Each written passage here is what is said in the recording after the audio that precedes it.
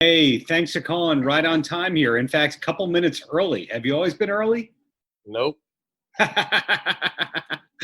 Well, I'm so glad we were connected by Larry. When Larry says he's working with somebody, it's usually top notch, and you don't break the mold on that one. Thank you, man. Appreciate it. So when I found out Nice that Pac-Man machine in the back. oh, thank you, thank you. It's one of those custom cabinets. When they said, "Hey, you're talking to Baron Davis," you kind of go, "Do I want to talk to him about his great career, all the inroads he made as an entrepreneur, all the great things he's done with change in the social world?" I don't know where to start, man. Where would you like to start? Man, who knows?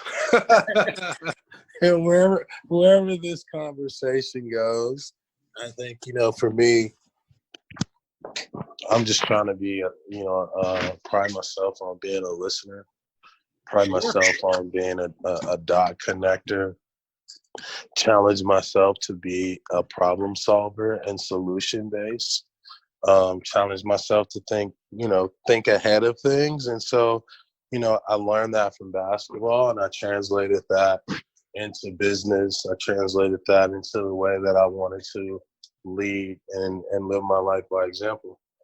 Right. Does being that eighth seed guy who turned it around on the Warriors, does that have any kind of a long-term pull in making you realize that you can pull off anything that you put your mind to? Yeah, but that's not a great thing all the time. That's not necessarily, beating the 8th seed is, that's your physical ability, that's your know-how. Sometimes you can take yourself and have an idea and try so hard to bring that idea to life, and it just doesn't make any sense. Sure. So you've got these great online seminars, workshops, whatever you want to call them, where you're really speaking from the heart and based on experience, yet it's related to now and everybody can kind of relate to them. I think you have 2 more of them coming up. Is that the plan for them in total? Yeah, so I started Business Inside the Game as a way to build a platform for the right people to have the right discussions about the right things, whether it was socially, economically, things that were trending, new ideas, new approaches to life. And the goal was align ourselves with people who are professional and have a lot of knowledge and intellect. And then let's highlight the right basketball players, creatives, artists, musicians, and let's bring them to the stage, because it really takes a community to solve a problem. And so what we've been doing is kind of curating these discussions, these town hall discussions around how can we solve the problem in venture? How can we solve the problem, and how can we continue to create the movement through athletes' voices and social justice, right? So for us, our next one, our next couple ones is entertainment and also education. And now, the response has been so great, we're probably going to add a few more, just to really keep the conversation and keep rallying the people, because we know that after our town halls, people get connected and they're willing to help each other. And that's the goal, is really build an ecosystem and a community of people that are like-minded. Right. The cheering in the background, I can't tell you if it's because they knew that I was going to be speaking to you, or that they do it at 7 p.m. Eastern every night. I can't tell you which one it is, but I can tell you. Are they doing that out there by you on the West Coast? No, it's more helicopters out here. That's the best way I could explain it as well. So back to the online workshops that you're giving. Do you like to have them thought of as workshops, or do you have a best way of describing what it is? We call them conversations. Conversations, okay. Yeah. Conversations, big conversations, big ideas, big dreams, big personalities having conversations. So, we do workshops, and a lot of our workshops are more bringing in specialists, teaching, kind of teaching what different verticals are as different subject matters. Those are a lot of our workshops, but our conversations, and we call them town halls because we're starting with a small group of people that represent, kind of different aspects of the community or different aspects of the topic that we're discussing. Doing all that, does that lead you to kind of want to try your hand at being a college professor for a semester or two? I would love that. Because that seems to be like the only thing you haven't done at this point. I mean, you even have DJ as on your credentials. I do DJ. DJ. That's a big part of business inside the game and the summits is, we get to go to All-Star, Super Bowl, a lot of the major events and conferences. And Big was a way for me to connect with the people that I wanted to connect with, right? And, way before, what's happening now from a social justice standpoint or a social economic standpoint, I would go to a lot of these conferences and be like either one or two or three people that, I could relate to. And, as I continue to go, I start seeing more athletes, more like-minded people popping up. And I was like, hey, let's just like do our own thing. So DJing is like a part of like me, going to a lot of these bigger summits across the country and saying, hey, man, let me take all the great people to dinner and then let me start DJing at a club. And then that, sort of backed into, the after party, the experience. But, we work first and then we have a good time. Right. So, kind of recapping everything that we've talked about here, besides this legendary playing career, besides the conversations, besides the DJing, besides all this top tier investing, Thrive Market is something that my wife subscribes to. We love that. Vitamin Water, that was a big part of my life for years. The investments that you're doing are kind of all over the place in doing great things. But these great projects that you're involved in, how much of that is people coming to you and saying you need to check this out versus you having your eyes open and looking at stuff all the time? Well, I think one is, always been, willing to take a look at something to help someone. I think the most important thing that we did was, kind of build a playbook, so to speak, right? And, just coming from the basketball culture is like, this is our system, this is our do's and don'ts, this is our will or won'ts, this is how we analyze a player, these are, so we put, a lot of these entrepreneurs through, what we would consider kind of like our draft day workouts, right? And, which people in the venture space say it's vetting, but we do it a little bit different because we do want to know who we're dealing with, right? Mm-hmm. And so with our playbook, with our system, we've kind of built some, like opportunistic captures, right? We've built some opportunities for ourselves to kind of pay it forward and pay it back. And then we have, young, talented people in the company that always have their eyes and ears open. And so for us, it's really about, being one of the, I would say, leading firms or factories and a destination point for entrepreneurs and investors and, those hyphenate athletes, celebrity entrepreneurs. Do you remember the first person that you looked at who was doing the shark investing kind of thing that made you go, wow, I could do that too? Nope. I honestly, I would probably say Magic Johnson. Mm-hmm.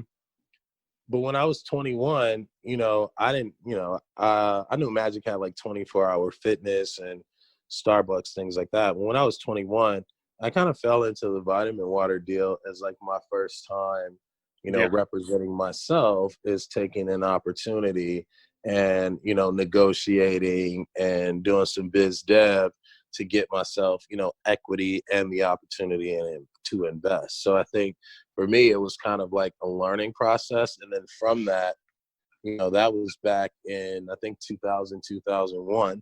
Yeah. Right. So it wasn't a lot of athletes kind of, it wasn't a lot of athletes investing in venture that I had known about. It was more so like franchises, things like that, entertainment, real estate. And so, being from LA and, knowing myself and having to really invest in myself, it led me to, the venture space, the tech space, the creative space, because I'm always thinking of, ideas. And once I figured out that, I could start a company for like $25,000 with a fresh idea, right, then, I became a serial entrepreneur.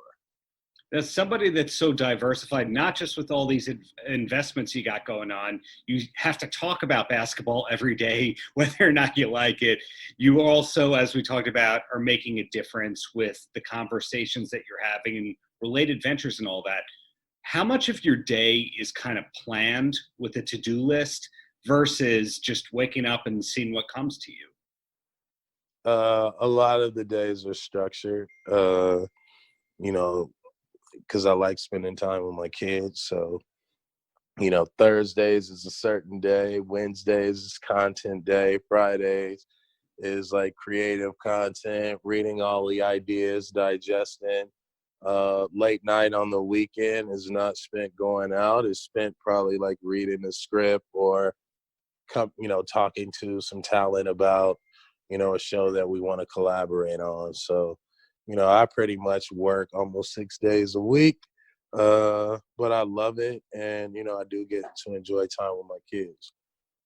Yeah, I didn't even touch upon that you had your SAG membership really early into your NBA career.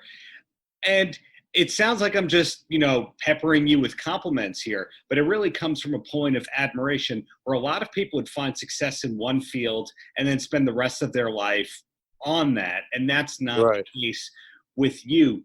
When you started and you got your big break in the NBA, did you know outright, hey man, I want to be diversified, or is that just organically something that happened? I think that comes from just in college, I was a history major.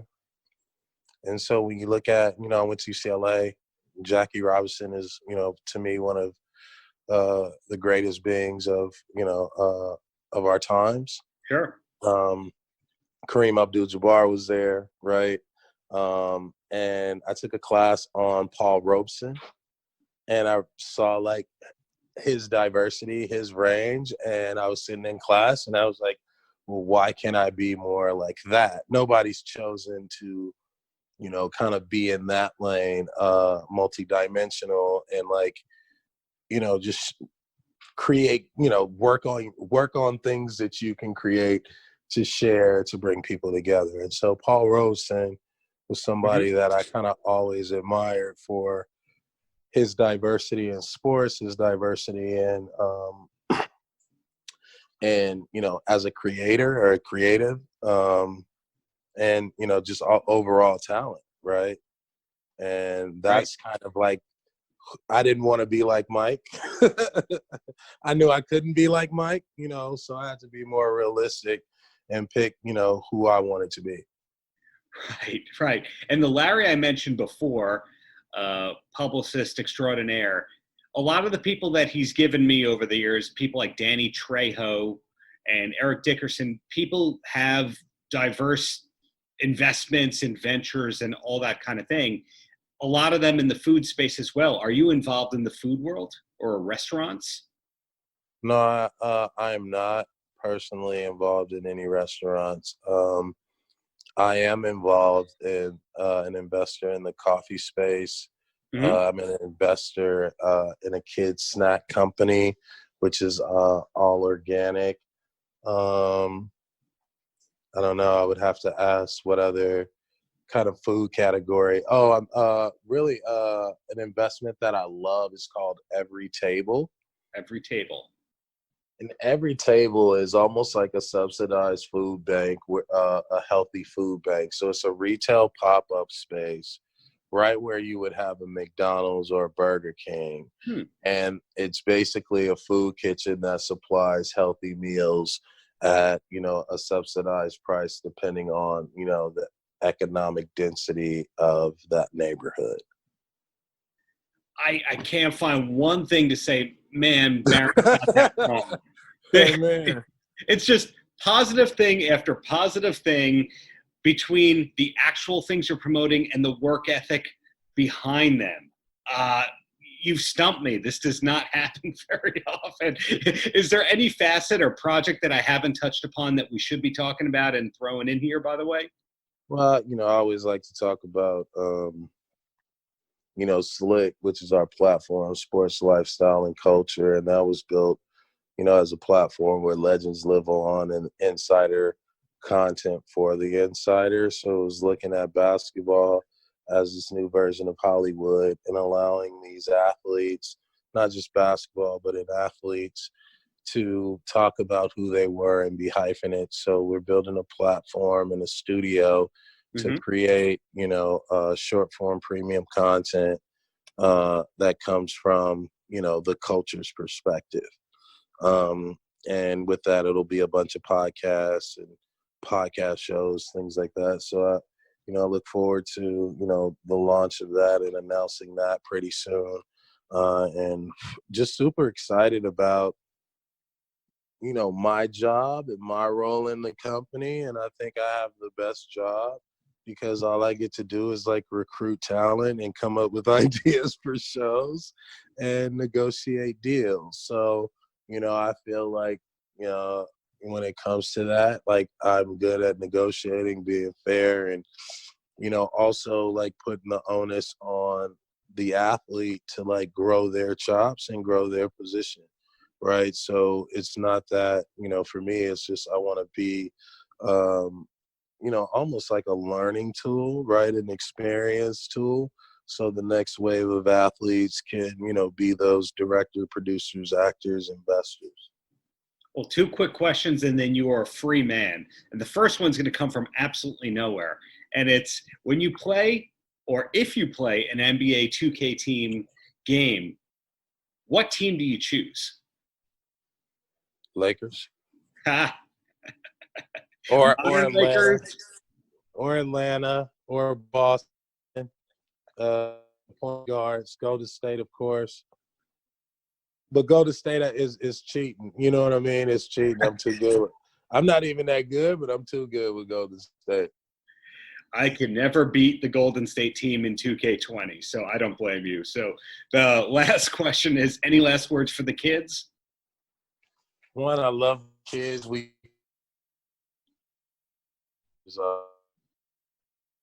promotion culture celebration. Our first Sam and his work stuff for Christmas in July, giving away some product, putting out some content. So for the kids is, our wish it'll come true. And so we want the kids to be at home. So stop, think about books and, contribute to when we watch that.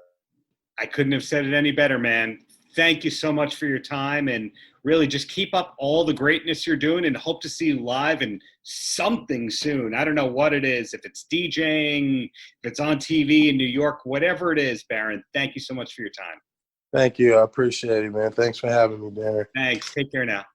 All right, bye. Paltrocast.